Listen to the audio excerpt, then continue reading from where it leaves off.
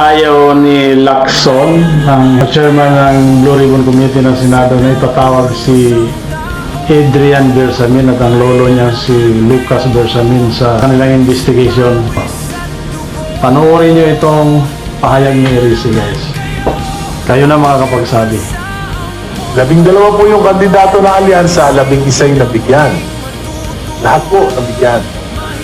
So including Senator Lacson. Di ba? Senator Lacson and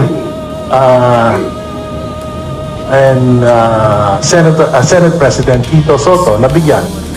Alam ko na hindi naman nila alam kung saan galing yon. Kaya walang problema doon. Natural lang naman na yung mga national candidates sinutulungan ng kanilang mga kapartido. Di ba? So, may napunta kay Andrew E. 68 million talent fee.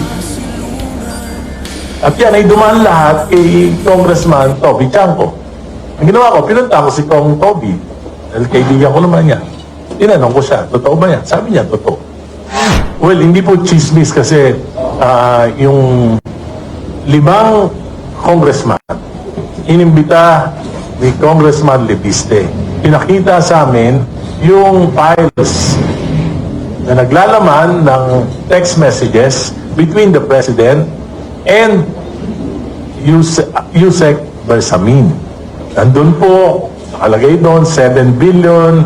Nag-report siya kay Presidente, natanggap na lahat ng 7 billion at March 24 po yun, 2025. At susunod niya yung kwenta kung saan napunta yon.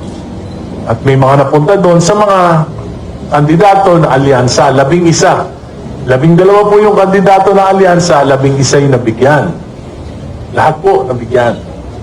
So, including Senator Lacson. Di ba? Senator Lacson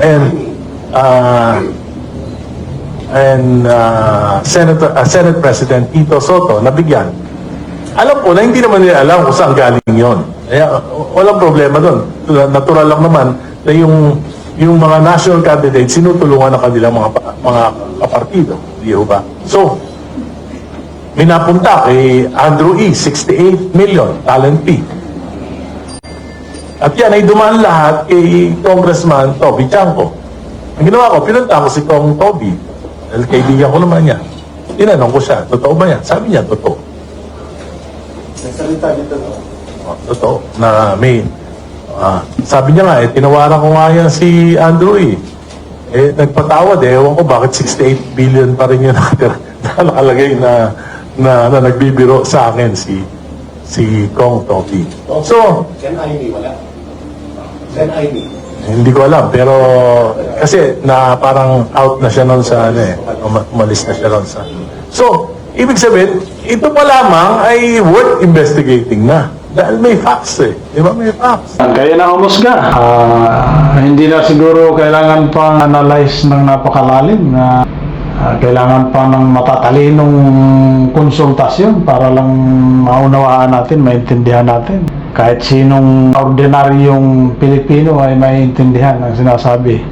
Ang nais ipahiwatig at ipinaliliwanag ni Representative Risi ng Caloocan. Tumbayan natin, guys, nakakahawa.